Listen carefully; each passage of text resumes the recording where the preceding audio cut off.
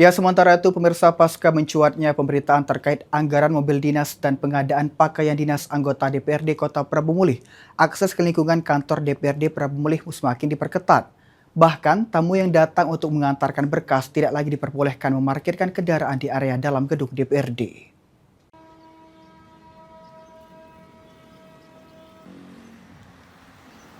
Pasca menjadi sorotan publik terkait anggaran mobil dinas dan pengadaan baju dinas anggota DPRD Kota Prabu Mulih, pengamanan di lingkungan kantor DPRD disebut semakin diperketat.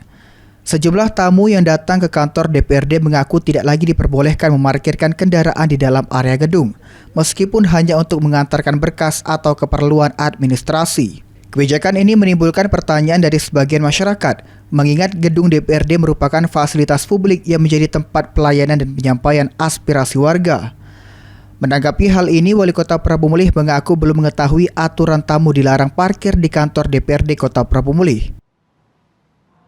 Tidak boleh apa? Tidak boleh parkir lagi di gedung DPR.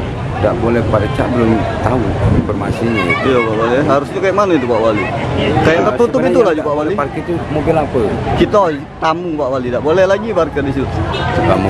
Mungkin penuh dan di tempat. Sementara itu, Ketua DPRD Kota Prabu Mulih Denny Victoria akan menanyakan aturan yang dibuat ke Sekretaris Dewan DPRD Kota Prabu Mulih terkait alasan pelarangan parkir di dalam lingkungan gedung tersebut. Warga berharap pihak DPRD Kota Prabu Mulih dapat memberikan keterangan resmi agar tidak menimbulkan berbagai spekulasi di tengah masyarakat. Anggi Perkasa, PAL TV.